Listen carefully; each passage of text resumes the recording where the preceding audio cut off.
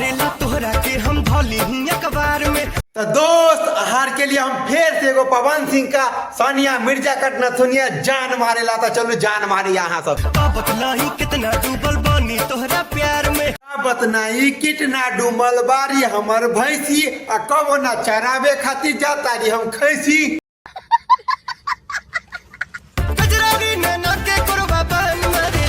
कजरा बिना भैंसी हमर जान मारेला।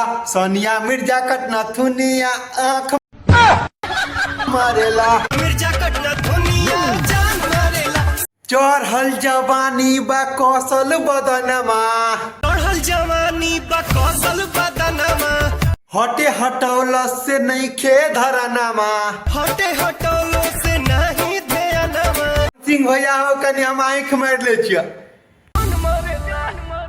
हमरो आँख मारे का पवन सिंह भैया के